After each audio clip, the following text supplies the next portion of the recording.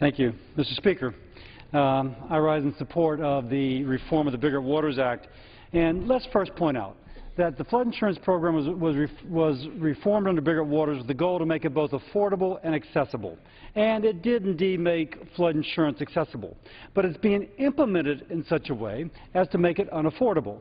Now the question is this, as some people called it, a bailout for vacation homes for the rich people? Is it going to improve the solvency of the program? If somehow, do we have to see how these reforms play out before we reform once more? Let's address each of these. This will do absolutely nothing for the solvency of the National Flood Insurance Program. Indeed, it's guaranteed to make it insolvent. FEMA estimates that for every 10% increase in a premium, you have a 1% decrease in the number of people purchasing that policy. Do the math. Somebody whose policy is now $700, if it rises to $7,000, they have basically a 100% chance of dropping their policy. When that happens, FEMA still has to cover their fixed cost.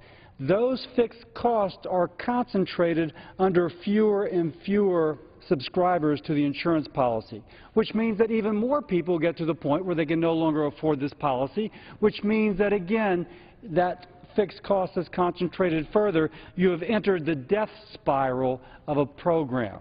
So the National Flood Insurance Program dies. That will happen under the assumptions used by CBO for these estimates. Now some would say, wait a second, FEMA actually has some good reforms to work with. That's true, but they're not really implementing them. FEMA is doing their new flood maps with what is called a no-levy analysis. If the Army Corps of Engineers is not certified a flood control structure, FEMA pretends it's not there. Now, the Lafourche Parish in South Louisiana has a levee they built themselves. And they have pictures. On the one side they have floodwaters, and on the other side they have dry land with flowers. The levees clearly work, but because they're not Army Corps of Engineers certified, Lafourche Parish gets no credit. Jefferson Parish, suburb of New Orleans, has big pumps to help reduce floodwaters, and yet FEMA does not include the efficacy of these in their flood maps. This no-levy analysis was not supposed to be part of Bigger Waters, but that's how the program is being implemented. Now lastly, almost lastly, is this a bailout for rich people? The people in Louisiana who will benefit from reforming our current process, which is to say suffer under Bigger Waters as currently crafted, are working people. They work in the refineries that provide the gasoline for the rest of the nation. Their homes are $120,000 to $220,000. These are not rich people insuring vacation homes. These are folks in their primary residence, in many cases homes that have never flooded, but homes which would suffer under this program. And that leads me to the harm to the economy that will occur. The uncertainty of the cost of flood insurance is freezing real estate markets. Home builders have no market for the homes that they wish to build. There's a cratering of the bank lending. Indeed, there's reports of people taking their keys into the bank, dropping those keys on a desk, unable to afford the flood insurance, therefore unable to keep their mortgage, so walking away from the home that they are attempting to purchase. The impact upon the rest of the country: most of the refined gasoline in the rest of the country is refined on the Gulf Coast, Louisiana and in Texas. Those workers cannot afford to keep the homes that allow them to work in these refineries. There is an economic impact both locally in the state, but indeed goes nationwide. Flood insurance should be accessible. It should be affordable. Bigger Waters needs to be further reformed in order to allow both. With that, Mr. Speaker, I yield back. Thank you, Congressman Cassidy. Mr. Speaker, I hold in my hand here, I represent 15 counties in the state of Pennsylvania, and I hold in my hand here a petition signed by over 1,000 people just from my county, Lycoming County, who are faced with this disaster. And most of these people have a combined income before taxes of less than $40,000 a year. Mr. Speaker, at this time, it is my pleasure to introduce the gentleman from Pennsylvania, Congressman Fitzpatrick. I thank my colleague from the Commonwealth of Pennsylvania, Mr. Marino, for organizing the special order here this evening. And I know that Representative Marino, like I, we're hearing from our constituents back home in Pennsylvania. They live, many of them, in areas that are surrounded by properties that are habitually and repetitively flooded. They pay their flood insurance premiums faithfully each and every year, and they are being negatively impacted by FEMA's implementation of the flood insurance reforms that occurred. Last year, the reforms to the flood insurance program were passed because since 2006, the Government Accountability Office has warned that the program was putting taxpayers at a high risk because of losses from Katrina back in 2005 and subsequent disasters.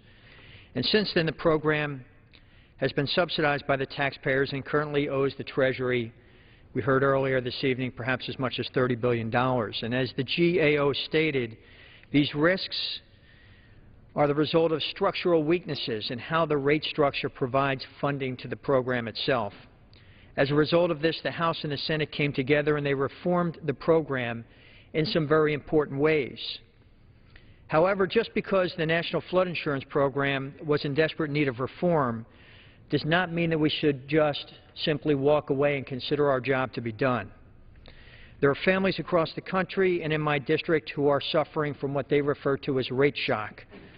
I've heard from homeowners, I've heard from senior citizens who've lived in their home for decades trying to sell their home in retirement. I've heard from young couples, newly married, first-time home buyers who've encountered significant challenges while trying to either sell their homes or purchase their first home. Some families are facing increases of up to 500% or more, and we've heard about some of those examples tonight. My office is working with many constituents, including one senior citizen from the section of Bristol Township, a beautiful section, working-class neighborhood called Croydon, subject to some flooding. This homeowner raised her family, lived in the home for decades, and now in her retirement wants to sell the asset that she has in retirement, her home. And because the rates have been significantly increased and increased sort of going over a cliff, not over time, but all at once, many purchasers, potential buyers, have walked away from her property, have just said they simply can't afford to purchase the property. She can't afford to sell the property. In her senior years, that dream of retirement, she's been trapped in her home that she wanted to sell and move on into her retirement from. One possible solution is to more gently phase in the rate adjustments. Another would be to just freeze them outright while we work on a longer-term solution. Either way, I look forward to working with my colleagues, including those speaking here this evening. We can find a way to move forward with crucial reforms to a very important program while still protecting the families that we represent from reductions in the values of the homes that may be, very well be, the only asset that they have or were counting on in their retirement. So with that, Mr. Marino, I yield back the balance of my time, and I thank you for your interest and concern for our mutual constituents back home in Pennsylvania on this issue. Thank you, Congressman Fitzpatrick. Mr. Chairman, I now have the honor of introducing the gentle lady from Florida, Congresswoman Ross-Lehtinen. Thank you very much, Mr. Speaker, and I thank Mr. Marino for an incredible job of leading this effort. Flooding is the nation's #1 disaster. Most insurance companies do not offer their own flood insurance, and standard homeowners insurance policies do not cover flooding. Yet, Mr. Speaker, flood insurance is required to purchase a home in a floodplain in order to receive a federally backed mortgage. The National Flood Insurance Program, NFIB, was created to help alleviate this dilemma. However, the program is over $25 billion in debt.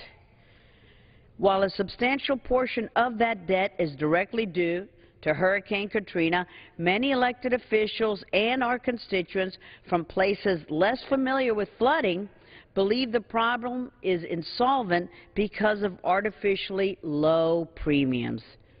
However, in my home state of Florida, Mr. Speaker, where nearly 40% of all NFIB policies are held, we have learned from devastating disasters like Hurricane Andrew and have effective building codes and flood mitigation projects in place.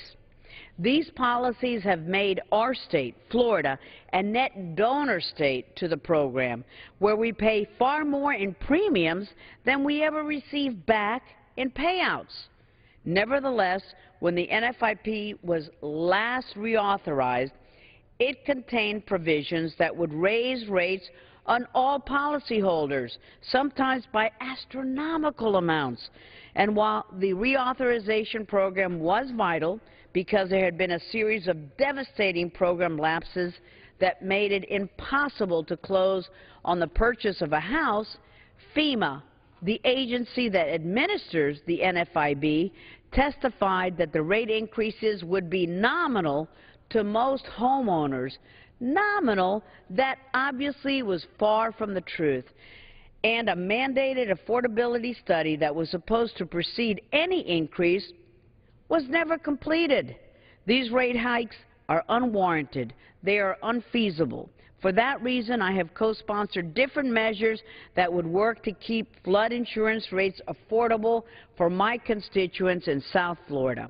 I have also signed on to a letter to House leadership opposing flood insurance hikes to encourage relief for the millions of homeowners, for the millions of small businesses susceptible to steep rate increases across the country.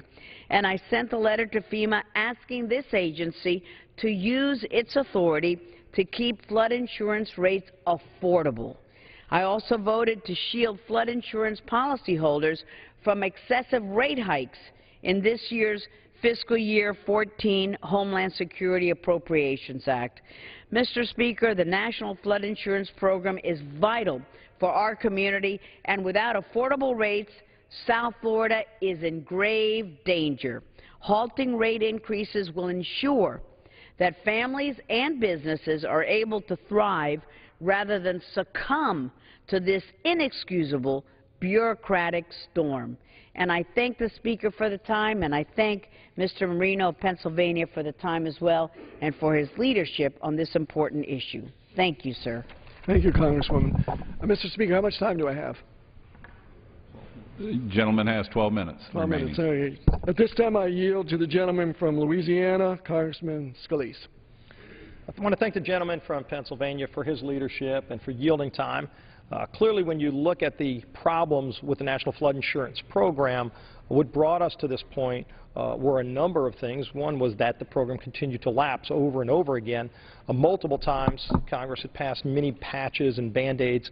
And ultimately, we would love to see a private marketplace where people could go buy flood insurance. In fact, federal government requires that people in many areas purchase flood insurance.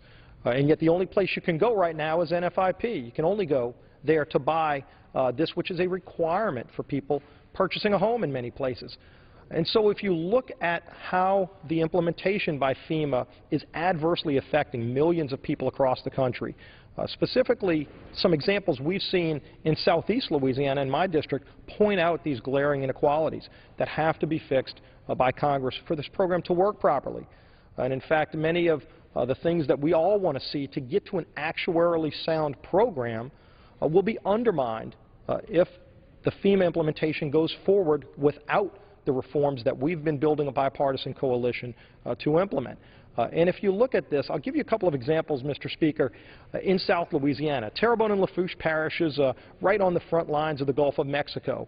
We're not talking about people who have multi-million-dollar vacation homes or anything like that. These are hard-working taxpayers, people that work in the oil field, helping produce American energy, people that are middle-class families that are being faced now with this rate shock. And in many cases, these are people who never flooded. We've got a levee district we went and brought some of the FEMA officials out to just a few months ago, the LaRose to Golden Meadow Hurricane Protection System in Lafourche Parish. And we went out there. This is a levee protection system that was built by local people with local money, not federal money. This wasn't a levee protection system that was built by the Corps of Engineers, which, by the way, the Corps' levees failed during Katrina.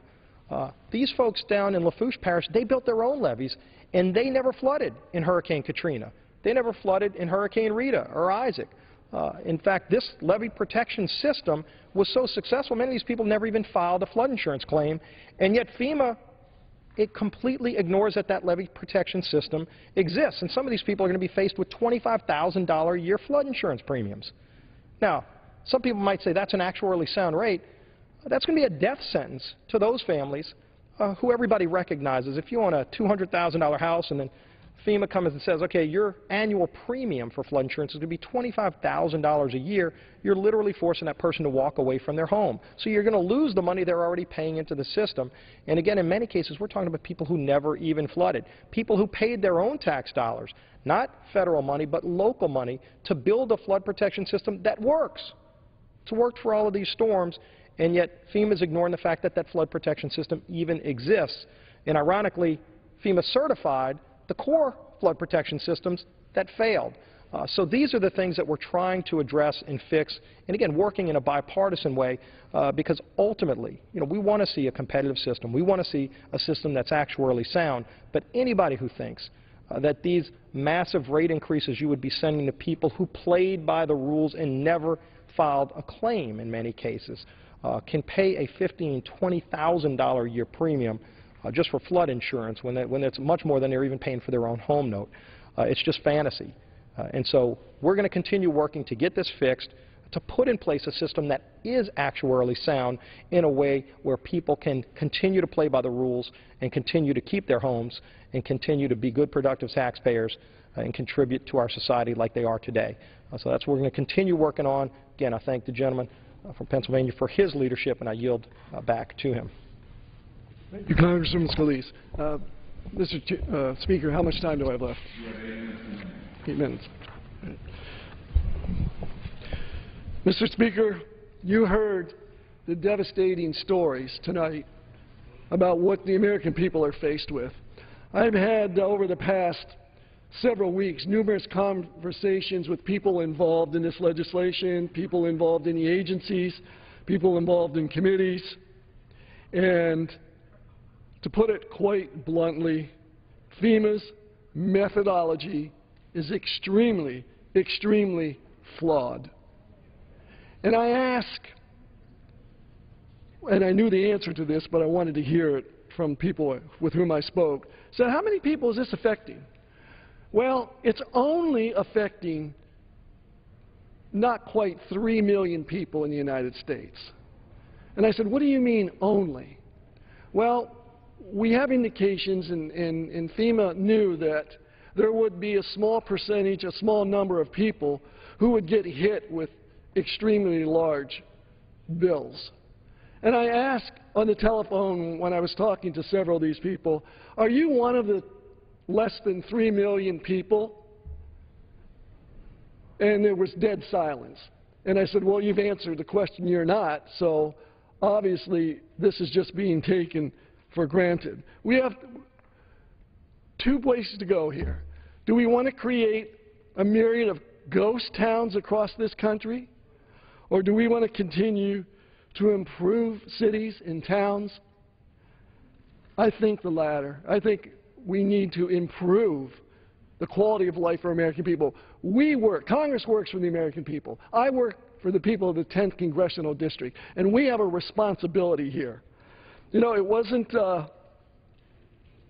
we bail out the banks, we bail out the auto industry, and you know something? My people in the 10th Congressional District, and I'm sure across this country, they do not want bailed out. They just want a level playing field. So in conclusion, I believe that we need to bring all the available options to the table for a bipartisan solution to the flood insurance rate increase. The colleagues that join me this evening show how important it is to a wide range of districts throughout the country. We ought to continue to be diligent in our work to assist these constituents, and I look forward to participating along with my colleagues on the Committee on Financial Services on crafting a solution. Remember, Mr. Speaker, this is a nationwide problem, and I keep reiterating, many of the people in my district have a combined income of $40,000 a year before taxes. They simply cannot afford $10,000 and $15,000 bills of which they had no anticipation it was coming. I promise, and as my colleagues, I'm speaking for them, we will do everything in our power to make this right and to make this fair and put our constituents on a level playing field. With that, Mr. Speaker, I yield back the balance of my time. The gentleman yields back. Under the Speaker's announced policy of January 3rd, 2013, the Chair recognizes the gentleman from Tennessee, Mr. Cohen, for 30 minutes. Thank you, Mr. Speaker. I appreciate the colleagues that have joined me today for our 30-minute special order, and this is a special order. And first, I'd like to ask unanimous consent that all members have 5 legislative days to revise and extend their remarks and include extraneous material on the subject of this special order. Without objection. The special order is particularly relevant because this is the 3rd anniversary of the shooting in Tucson that took 6 lives and injured 13 people, including our colleague, Gabby Giffords. And when I say our colleague, it's our colleague of all of us here in the House of Representatives. But as a member of the class of '06, of which Representative Giffords is, we take special significance in this day because she was one of our prized members. We all loved her, and we all miss her. The class of '06 is a close class, and we're joined here I know by one of the presidents of the class of '06, Mr. Yarmouth, and Mr. Perlmutter, an active member of the class of '06, and there'll be other members here as well. We wanted to express our remembrances of Gabby, and particularly the article that she wrote that's in today's New York Times, an op-ed called The Lessons of Physical Therapy. And it's a very touching article that talks about her recovery and her indomitable spirit, where she tells about her exercises every day to get back her strength and to be able to recover speech and physical mobility. Today, in fact, she skydived. She is a great spirit who has not let the problems that she's experienced limit her in any ways more than they have, and she's trying to overcome these obstacles and teach people that they can overcome obstacles. But she also, after leaving the House after serving 5 years as a great colleague, and coming back here on August the 1st of 2011 in what was a very memorable moment on this floor to vote on the debt ceiling, which was a close vote, and came back with, in case her vote was needed. And on that day, I was out at the airport greeting a very close person in my life, and coincidentally was there when she came off the airplane. Saw Gabby and was able to see her for the first time since the January 8 incident. And then she was on the floor, and of course we all got to see her. But she came back and made that effort and to contribute to, and she thought about how can she contribute more. And after Newtown, she knew that she could contribute more by starting an organization with her great husband, Captain Mark Kelly, reliable, reasonable solutions on firearms and gun laws. And she tried to really lead the effort and to make America's laws more sensible, to save other people from the tragedy that she experienced, as did the 6 victims that day that died and the others that were injured, including Congressman Barber, who had led us in a moment of silence earlier today on the floor with the members of the Arizona delegation. So we wanted to remember that day, which is significant. It's a significant day in congressional history and American history, because that was an assault on Congress people meeting with their constituents, open government, the democratic form of government, and meeting and listening. And Gabby was engaging in a Congress neighborhood meeting at the grocery there, which Ed Perlmutter did a lot of those. I remember him talking about it in the caucus. And I'd first like to yield at this moment to the president of our class. Mr. Hose isn't with us, but the surviving member of our class, Mr. Yarmouth from Louisville, Kentucky. I thank my friend from Tennessee, and Mr. Speaker, this is a very, very meaningful day.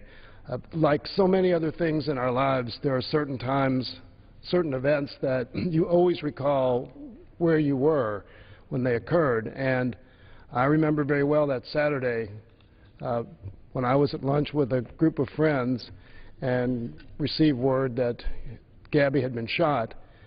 And I remember later in the day, not too long after that, when the reports were actually that she had passed away. And I remember the feelings I had then. Fortunately, she did survive, but the emotions of that day live with me, and unfortunately, they are reinforced too many times. They have been reinforced at Newtown and in Aurora, and even before the Gabby Giffords shooting in Tucson, they were reinforced in my community of Louisville, Kentucky, where a disgruntled employee shot with an assault weapon a number of co-workers in the Standard Gravure printing plant that prints the Courier-Journal. And I remember also a mass shooting at Heath High School in Paducah, Kentucky, one of the first school shootings. And unfortunately, the list continues to grow. These inexplicable shootings, many of which committed with weapons that are designed only to inflict massive casualties.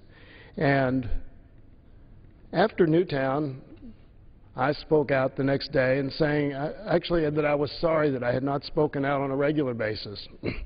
And I vowed at that point, as Gabby has vowed every day of her life over the last 3 years, to make it a mission to try and create saner gun laws in this country. And even in my state of Kentucky, with a very, very long and significant gun culture, vast majorities of our citizens believe that we ought to have universal background checks. And yet, we have not been able to make any ground in that effort.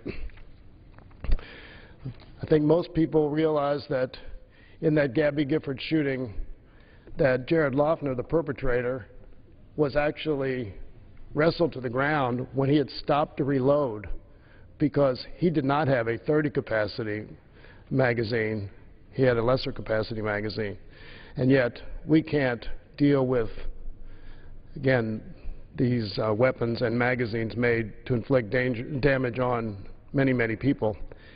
And I can't help but think that a lot of the frustration with Congress, with this government throughout the country, is not a function of our inability or unwillingness to work the will of the American people. And as we remember now this tragedy of 3 years ago, and also remember the incredible work of Gabby Giffords over these last 3 years in trying to create a saner approach to guns in this country, it's important that we recognize that we do have an obligation to respond to what the American people want us to do. And if we would take simple steps, sane steps, logical steps, like requiring everyone who purchases a weapon in this country to undergo a background check, then maybe our approval rating, maybe the confidence and the credibility of government will improve slightly. So it's an honor to stand here on the floor to pay tribute to a friend, a colleague, and a great American who continues to fight for her country and our citizens, and to urge all of us to think about what she has stood for over the last 3 years and rededicate our efforts to improving the lives of and the security of the American people. With that, Mr. Cohen, I yield back. Thank you, Mr. Yarmouth. Mr. Perlmutter, a member of our class, represents a district that's seen so much tragedy and from firearms, and I know he's been a leader in this effort in Colorado and in the country, and I appreciate him being here as one of the strong members of our class on this issue and other issues, and I yield to Mr. Perlmutter. Well, I thank my friend from Tennessee and my friend from Kentucky. You know, 3 years ago today, one of our best friends here, Gabby Giffords, was shot at close range, shot when she was doing her job. Congress on the corner. She was out in front of a Safeway in Tucson, Arizona, meeting with constituents. And our job as members of Congress is to be the voice of our district, to listen to what the people in our districts have to say about a million different subjects and be their voice here in Washington, D.C. And she was just that. She was the voice of that district, and she worked hard, and she represented them, and she was enthusiastic and energetic and a voice of reason here in Washington, D.C., and she was shot. But that hasn't stopped her. This woman has such energy and such discipline and such perseverance, she just keeps going. And she's dealing with a subject that's very tough to address in the United States of America. On the one hand, we have the Second Amendment, and law-abiding citizens have rights under the Second Amendment to possess weapons. On the other hand, people have the right not to be shot. And she's trying, as part of her work these days, to make sure that people who are criminals, who are domestic abusers, who may have mental health issues, aren't in possession of weapons that can hurt people. And as the gentleman from Tennessee said, in my area we've had shootings at Columbine High School and at the Aurora movie theater. 70 people a year and a half ago, July of 2012, were shot. And in Colorado we've addressed it, but not without some real resistance by some communities. What we want to make sure here in this country is that people who are law-abiding citizens can have their weapons, but they should undergo a background check to make sure that they're not domestic abusers or criminals or stalkers. We need to make sure of those kinds of things. And that's, Gabby is working hard to make sure that that happens after she's doing that on top of her rehabilitation. And her work ethic is second to none in doing this. And so there's a lot of work to be done to try to minimize gun violence. And there's a lot of work that she's doing to recover. And this woman is doing both of those things when she nearly died from a shot at close quarters. And she's tough.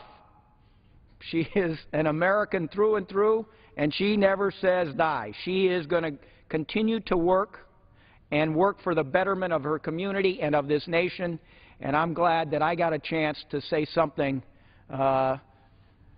Cohen, in terms of, you know, some kind of tribute to the effort that she's making on behalf of so many of us.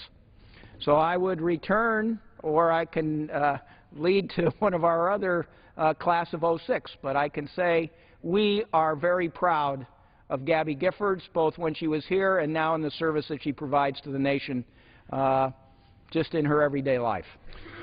Thank you, Mr. Perlmutter. I appreciate your remarks. You're a leader on this issue, and so is Mr. Courtney of Connecticut, who's so intimately involved with Newtown and one of the other areas that suffered from gun violence. And I yield to Mr. Courtney, another member of the class of '06. Thank you, Mr. Cohen, and I want to thank you for organizing this event. The group that's here tonight, the class of '06, was a very tight-knit group. Every Wednesday we would meet in the morning, and Gabby was one of the leaders of that group. She was an outstanding congresswoman. She sat with me on the Armed Services Committee. She had an Air Force base in Arizona, and she was tenacious in terms of the Defense Authorization Bill markups every year, in terms of making sure that that base was fully protected and represented to the maximum extent. She also was a huge advocate for the post-9/11 GI Bill, which again, some of us remember that struggle to expand the GI Bill and to restore the benefit for soldiers and veterans and their families that had deteriorated over time, giving again the full tuition benefit for a 4-year college within the state in which the service member resides, and to extend that benefit to spouses and children. Just a few days ago, actually, the Department of Veterans Affairs announced the 1 millionth enrollee in that program, and again, Gabby was at the absolute beginning of that struggle, which again had to overcome active resistance from then Bush administration. There was negotiations that finally got that measure passed and through, And again, a million families of service members have benefited from it. By the way, an interesting parenthetical remark or observation was that when that program went online, it had a huge technological computer malfunction. Secretary Shinseki in the VA had to manually cut checks so that tuition payments were made. Obviously has echoes of problems that we're struggling with here today. But again, Gabby's record in terms of restoring that GI Bill benefit and in fact expanding it is again one of the great accomplishments of her time in Congress. You know, as my friend from Colorado said, her record since her injury is really amazing. I remember standing in the back of the chamber when she cast her final vote as a member of Congress. It was the budget package that, again, kept the country from defaulting. When she walked through that door, again, limping up those steps, it really was almost a miraculous moment. I mean, no one knew, except a very small group of people, that she actually had flown out here to cast that ballot. But again, it just showed, in my opinion, her patriotism, that she felt that her country was in trouble and that her country needed her. And she, despite all of her, you know, difficulties and disabilities, wanted to be here to cast that ballot. And again, it was a capstone to just an extraordinary record of service for her district. You know, as Mr. Cohen mentioned, I come from the state of Connecticut, which is obviously the state where the Sandy Hook shooting took place again slightly over a year ago. Again, a traumatic event. Connecticut's a very small state. The Newtown High School, where President Obama came and spoke to the families and first responders at a couple days after the incident, is about 50 minutes from my house. And I live in the furthest district from the 5th Congressional District, where Newtown, Connecticut is located. So again, it had reverberations all across the state. We had family members who live in the 2nd Congressional District who lost loved ones in that horrendous incident. And frankly, just before the break, a lot of those families came and visited Washington, D.C. It had been a year since that incident. And as Mr. Yarmouth indicated, the frustration about the fact that you know, this city did not respond to that just absolutely horrific event where 6-year-olds and 7-year-olds lost their lives to an individual who should never have been in possession of high-powered weapons or any weapons of any kind, again, has still not resulted in any legislative change. I do think it's important to give the administration credit that a few weeks ago they did issue new rules so that mental health collection of data for the Brady system is going to be strengthened. If you look again at the series of events that have occurred in communities since Sandy Hook, even just right down the road here at the D.C. Naval Yard, again, it was another individual, deranged individual, again, who should never have been in a position to possess weapons. And the rules that were issued a few days ago, again, will, again, expand the scope of court findings, whether it's a workers' compensation case or whether it's a probate court case where an individual has been found to be mentally ill to the point where they can't support themselves and should get Social Security disability benefits, that common sense change is now going to feed into the Brady system so that record checks will at least administratively be strengthened. But clearly the gun shop loophole, the patchwork of reporting needs to be strengthened by an act of Congress, and that's certainly what Gabby is calling upon all of us to have the courage to be able to look these families in the eye who came to Washington a few weeks ago and said, you know, we understand that that never should have happened and that we're prepared to make changes, common sense changes, constitutional changes to the system. You know, I think it's important to note, as Mr. Perlmutter said,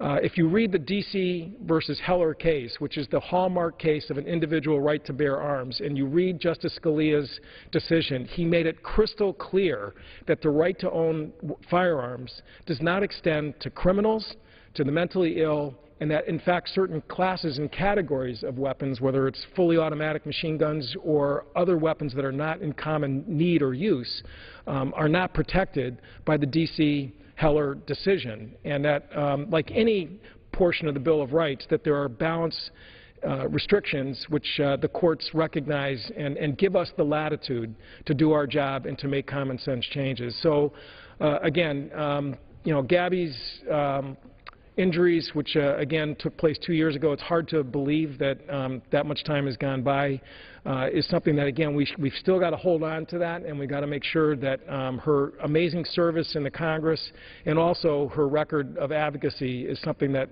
you know, we live up to that example, that inspiring example, and do what's right for the American people. And with that, I would, again, refer it back to my friend, Mr. Cohen. Thank you. And I'd just, you know, Gabby was a member of the NRA. I don't know if she is now. I passed the right to carry bill in Tennessee because I think you can have reasonable laws that allow people to defend themselves, but there's reasonableness. And the problem we've had has been reasonableness. And what Gabby's effort with her husband, Mark, is responsible solutions. It's not banning guns. It's responsible solutions. Mental health is certainly one of those issues that has been raised, and yet we've, in our budgets, have cut mental health with the budgets that we've had up here. And some have blamed, the response has been about violent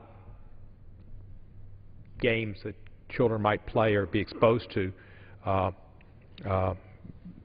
Those weren't around when Charles Edward Whitman went to the tower in Austin, Texas and killed 17 people and wounded 32. That wasn't the cause of it. It's something unfortunately uniquely American. It's a uniquely American problem, and studies have shown the U.S. homicide rates are 6.9 times greater than the rates in other high-income countries, and they're driven by firearm homicide rates that are 19.7 times higher.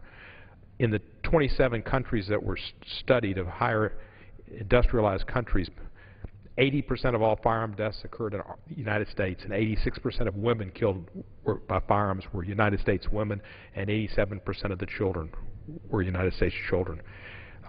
Mr. Welch, a member of the class of '06, has joined us, and I know he has understandings of these issues too, and a responsible and reasonable voice, and I yield to him for his comments and thoughts. Well, thank you, Mr. Cohen, and it's so wonderful to hear about our classmate. We who were elected with Gabby have a special privilege to get to know her personally, to see her grit and her determination, her gracefulness, her effectiveness representing her district, the incredible job she did on armed services. I remember all the things you mentioned, and you know, she had a kind word for everybody.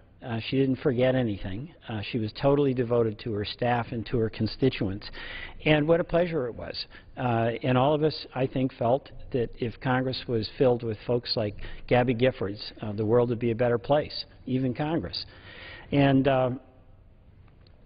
since her shooting 3 years ago, America's gotten a glimpse into that person of character and beauty that all of us got to know as a classmate. And what an extraordinary person she is. I just want to read a little bit, if I could, Mr. Speaker, from her op-ed, because it kind of captures things.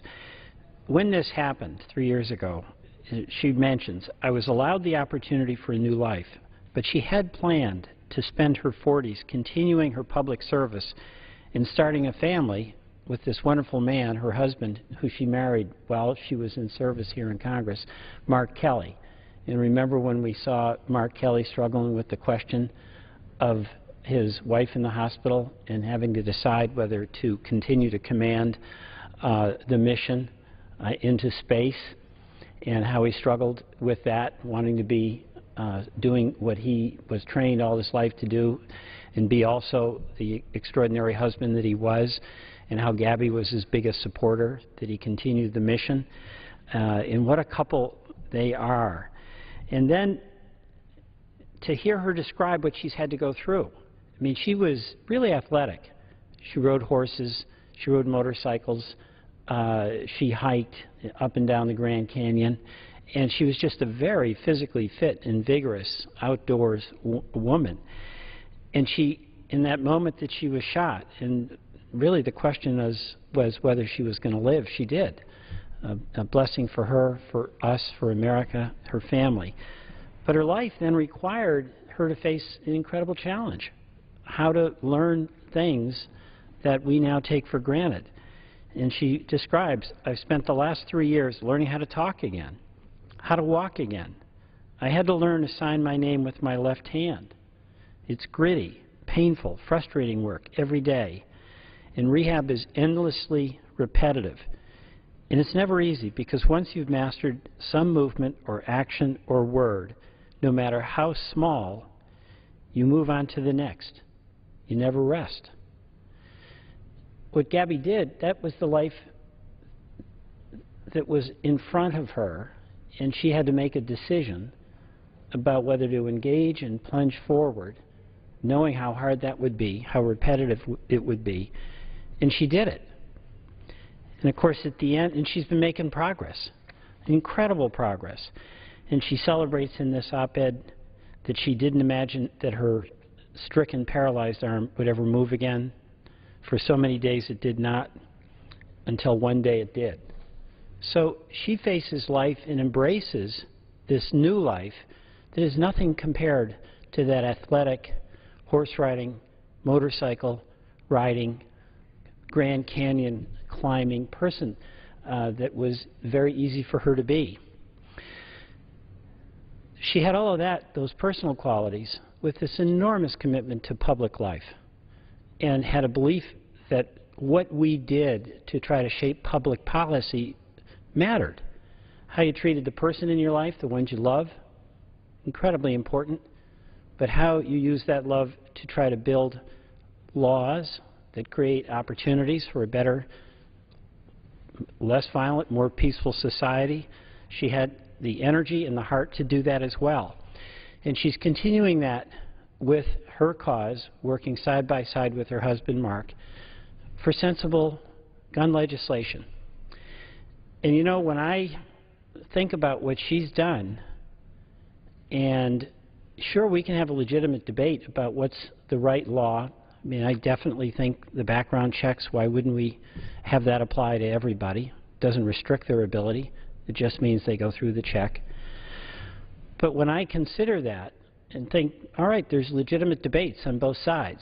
And the Second Amendment is extremely important, and we're all supporters of it. But what's the problem with Congress voting on it? Why is it that we can't summon the will to simply put on the floor for a debate and then a vote where each one of us says yes or no on that proposed legislation, background check, and let Americans then decide what they think of us, whether they agree with us or they don't. You know, at a certain point, it's just a question of whether we'll do our job, and doing our job is debating the major issues of the time that are of concern to the people of this country, and then standing and voting yes or no. You know, I say we owe that to Gabby. Gabby wouldn't see it that way. She'd say we owe it to ourselves to take on the responsibility that we sought when we ran for public office and took on the privilege of representing the people who sent us here. So I say thank you to Gabby for all she's done, and I challenge us to try to do a little bit of what Gabby would do if she were here to help us today. And I yield back. Mr. Speaker, how much time do we have? The gentleman has about 3 minutes left. I'd like to yield to Mr. Perlmutter at this point. Yes, and I thank the gentleman from Tennessee, because I want to just talk about something Mr. Welch said and also something Mr. Courtney said. So Mr. Courtney said that she had worked on some things involving technology with respect to the VA, and there were some technological problems with whatever it was she was getting, but she was a curious and is a curious individual. She brought a curiosity about technology, and she was one of the first adopters of the iPad as we began using it here. And she was just had become an expert in it long before any of the rest of us. She also was strong enough that she worked in her dad's tire store. Okay? And so here is a woman who brought that energy, brought that enthusiasm, brought that curiosity, and brought a real service, a desire for service to this country. And despite terrible wounds, she continues that service today. If we could all do that, this nation would be unbelievable. And it is our job to continue to try to provide that service and follow her example. Despite all the obstacles, here's a woman still changing the world. And I'm very glad to be able to speak for her in this moment today, 3 years after she was shot, but she's still making a difference. And I yield back to my friend from Tennessee. Thank you, and I want to thank all the members, and there were others that would have been here, but we There's certain conflicts at this time. We all loved Gabby. We miss Gabby. She was the star of our class, and it was before 3 years ago on the 8th of January that she was the star of our class, and we all knew it. We all loved her. I want to thank each of my colleagues for joining us. I want to thank Gabby for her service and her continued service. She's an American hero. And I think, Mr. Speaker, at this point, I think in the process of which Gabby was a large part and a great supporter of, she would want me to yield to, for a report from the Rules Committee, because the beat goes on. The gentleman's time is expired. For what purpose does the gentleman from Texas seek recognition? Mr. Speaker, I send to the desk a privileged report from the Committee on Rules for filing under the rule. The clerk will report the title. Report to accompany House Resolution 455, resolution providing for consideration of the bill H.R. 2279 to amend the Solid Waste Disposal Act relating to review of regulations under such act and to amend the Comprehensive Environmental Response, Compensation and Liability Act of 1980 relating to financial responsibility for classes of facilities, providing for consideration of the bill H.R. 3362 to amend the Patient Protection and Affordable Care Act to require transparency in the operation of American health benefit exchanges, and providing for consideration of the bill H.R. 3811 to require notification of individuals of breaches of personally identifiable information through exchanges under the Patient Protection and Affordable Care Act. Referred to the House calendar and ordered printed. The Speaker's announced policy of January 3rd, 2013. The Chair recognizes the gentleman from Pennsylvania, Mr. Barletta, for 30 minutes. Before I begin, I ask unanimous consent that all members may have 5 legislative days in which to revise and extend their remarks and include extraneous materials on the topic of my special order. Without objection. Thank you, Mr. Speaker. My colleagues in the House and I are here today to talk about another unintended consequence of the Affordable Care Act. We understand there is little appetite in this body to provide fixes to a flawed law. However, we believe that an unexpected and previously undetected problem with the law represents special and urgent circumstances. This really took me by surprise. The fact that the Affordable Care Act could force volunteer fire companies to provide health insurance to their volunteers or pay a fine. That would burden them with unbearable costs and possibly cause them to reduce the number of volunteers they have or shut their doors altogether. Simply put, this is a public safety issue. This is a problem today because the Internal Revenue Service currently treats volunteer firefighters as employees for federal tax purposes. And under the Affordable Care Act, if they have 50 or more employees and they work 30 hours a week, then the employers have to provide health insurance or pay a fine. And here is a key point that I want to make. Some fire companies may hear about this and immediately think, well, we've only got 25 volunteers, so we're safe. We don't have 50. Well, that may not necessarily be the case. Some fire companies are considered part of their local government. That could mean that if you take the number of firefighters, paid and unpaid, now considered employees by the IRS, and add them to the number of other public employees, such as highway workers, police, code enforcement officers, health officers, clerical workers, you can easily reach 50, even in a small town. This would be a very big deal in my home state of Pennsylvania. 97% of our fire companies are either completely or mostly volunteers. Nationally, 91.7% of fire companies use at least some volunteers, and 86.2% depend on all or mostly volunteers. Those numbers come from the 2012 National Fire Department Census conducted by the United States Fire Administration. So, I wrote a letter to the IRS, just like many of my colleagues here, and asked them for clarification. To this point, as of this afternoon, we have gotten no reply from the Internal Revenue Service. They've said that they are, quote, reviewing it. Now, this should be very easy to clear up for the IRS. Just say that volunteer firefighters are just that, volunteers. But we're still waiting. Let's be clear about this. This wrinkle in the Affordable Care Act will not provide health care to the uninsured. It will only shut down fire companies and cause a severe threat to public safety. So that's why I've introduced H.R. 3685, the Protecting Volunteer Firefighters and Emergency Responders Act.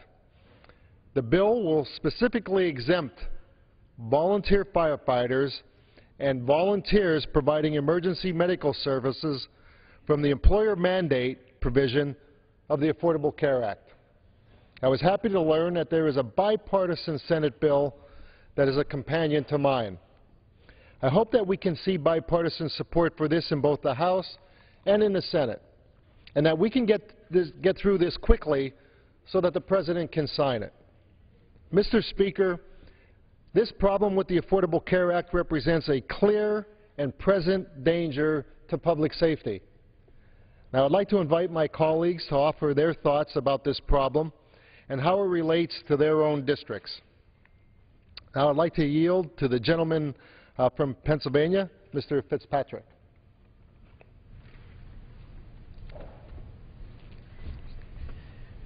Thank my friend from Pennsylvania, Mr. Barletta, for organizing this special order tonight. You know, I have to say that I never assumed it would be easy to get an answer quickly from a massive bureaucracy of the federal government like the Internal Revenue Service, but I have to admit that I never thought it would be this hard either, especially on a question important to the safety of communities across my district and across our great country.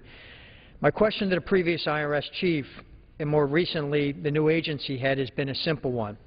Can you clarify the rules within the President's health care law as they relate to volunteer firefighters? As my colleagues here tonight have noted, confusion exists within the first responder community about the effects of the health care law's mandates and the IRS's definition of an employee, which currently, as we've heard tonight, covers volunteer firefighters, yet the question goes unanswered. And I can't offer any information or comfort to the fire departments who would be the ones hurt by the misguided mandate. One way or the other, they just want to know so they can keep on serving their communities. I'd like to read just two emails of many, many emails that I've heard from my district about the importance of this situation. The first from Charles Rumble, who's president of the Plumsteadville Fire Company. We are in all volunteer fire companies being penalized for our ability to attract and retain members to protect our community. There is no way that we or our community that supports us can bear that cost of offering insurance. We would be forced to shut down and our community forced to seek substantially more costly and diminished fire protection alternatives. And from Frank Farry, who's chief of the Langhorne Middletown Fire Company. He's also an elected state representative in Pennsylvania. The administration and the IRS have been aware of this issue for months, but yet have not taken any steps to address it. The volunteer fire service already faces many challenges, and if the ACA is applied to it, the volunteer fire departments will have their backs broken. Mr. Speaker, waiting for an answer isn't good enough, especially for people with jobs as important as our volunteer firefighters. And that's why I was proud to join with Congressman Barletta and so many others gathered here this evening in introducing the Protecting Volunteer Firefighters and Emergency Responders Act to try to address this problem legislatively. I know that we all remain optimistic that the administration will address our concerns. We hope that the IRS takes action swiftly, and if not, we're prepared to do so in this House. With that, I yield back, and I thank the gentleman from Pennsylvania. Thank you, Mr. Fitzpatrick. Now I'd like to yield to the gentleman from Pennsylvania, Mr. Dent.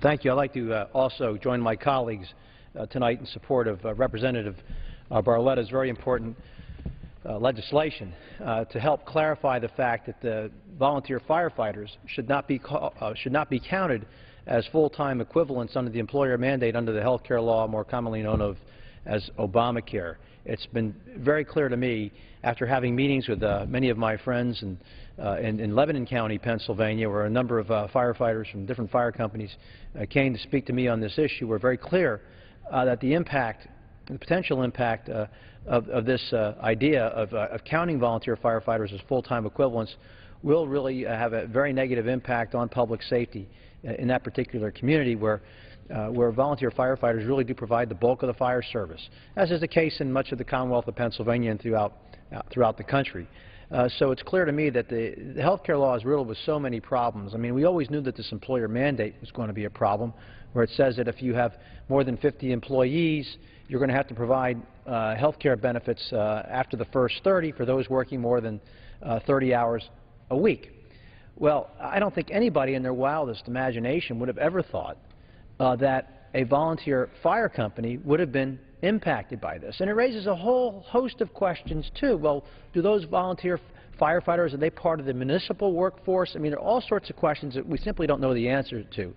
It is my hope that we never have to address the Barletta legislation, as important as it is. I'm hopeful that the IRS will come to a decision, come to a ruling at some point to clarify the fact that these volunteers are not full-time equivalents for the purpose of the health care law and the employer mandate. That would be the easiest way out. Absent an IRS ruling, well then, let's pass this bill. I'm proud to be a co-sponsor, delighted that my good friend and colleague Lou Barletta, who represents, we share a county, Dauphin County, the Harrisburg area. We share that county. This is also a very big issue in that part of the state, and it's important that we move forward with this legislation in the event that the IRS fails to do its job and provide the clarity, the guidance that so many of our volunteers depend on. But more important than the volunteers is the people they serve. These volunteer firefighters are protecting us, and this employer mandate only make that task that much more difficult and deny fire service, unfortunately, to too many people across the country and the Commonwealth. So with that, I would yield back to my friend, Mr. Barletta, and commend him for his very important legislation. Thank you, Mr. Stent. I'd like to yield to the gentleman from Pennsylvania, Mr. Meehan.